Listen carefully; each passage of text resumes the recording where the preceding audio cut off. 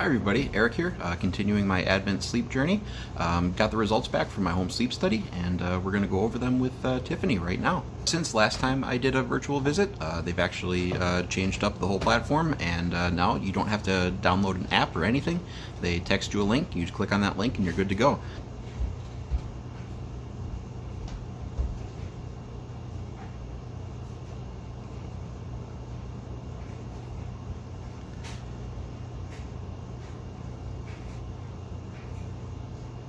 Okay, that was pretty easy.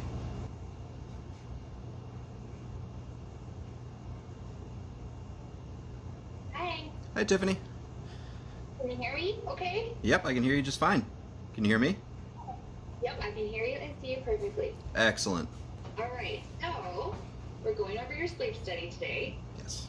How did it go with the night that you wore it? It went great. It was pretty easy, pretty comfortable. I was able to sleep like normal. It was a lot more comfortable than the in-lab sleep study I did. Good, good. Okay, so now remind me, you said you had a BiPAP before, right? That's correct. Yes. Okay, all right. So going over your sleep study, so the main number that we focus on is something called the AHI. So that's the apnea hypopnea index. Okay. That is basically the count of times per hour you actually pause your breathing. Mm-hmm. So you pause it enough for your oxygen level to drop more than 3%, and a significant amount of time to count in the AHI count. Okay.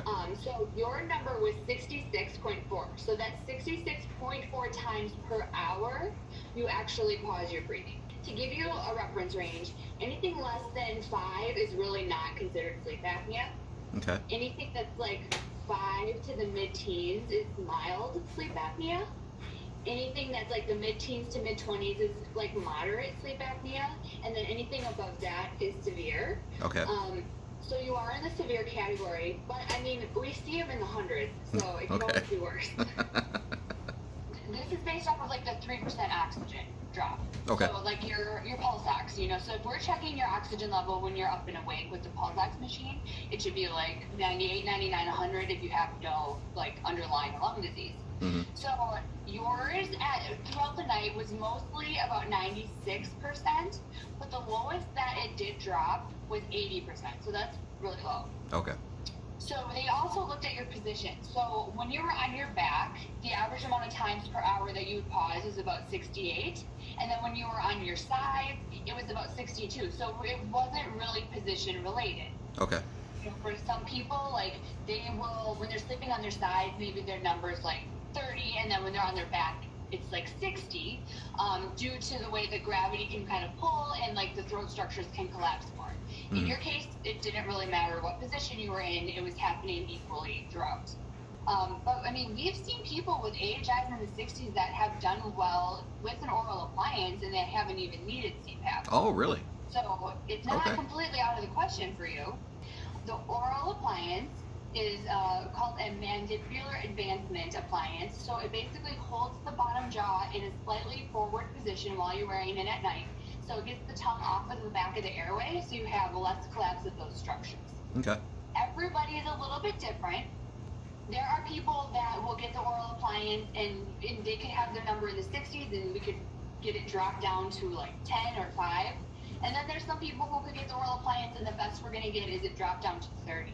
So it really does kind of depend on the person, how much they can tolerate and how much of their anatomy is a tongue problem versus a palate problem. Okay.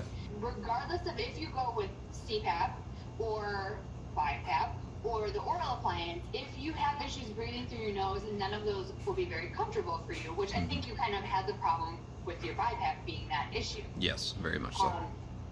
And a lot of times, sometimes if your nose is blocked, the pressure does have to be higher on those machines so it can work appropriately. Oh, okay. So, I mean, it's important to work up, you know, the reasons why you're not breathing well through your nose first, so we can figure that out. Even though that does not have really anything to do with sleep apnea, per se, if we would just slap you with a CPAP like you had before, or BiPAP, or a mouth guard, and you can't breathe through your nose, it's not going to work. You're going to open your mouth at night, the mouth guard's going to fall out, and it's not going to do what it needs to do.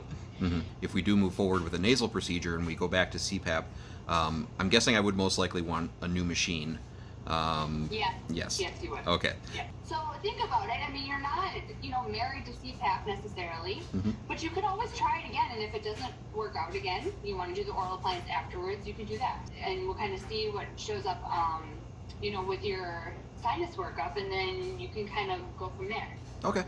Sound good? Yeah, it sounds great. So yeah, I just see what comes back in the CT scan, and we'll formulate a plan from there. All right, sounds good. Well, have a good day. All right. Thank you so much, Tiffany. Appreciate it. You're welcome. Bye-bye. All right, bye. All right. Just had my sleep study follow-up. I guess that number is a little lower than I was expecting. I was originally told it was, very severe, like I was, not long for this world severe. At least that's the impression I got. But yeah, this is interesting because this means that maybe an oral appliance would suffice. Maybe I don't need to do CPAP. A lot of that'll depend on what comes back with the CT scan. So yeah, join me next week. We'll see the CT scan. We'll see what's going on up there, and we'll get a plan moving forward. So thanks again for joining me, and we'll talk to you again soon.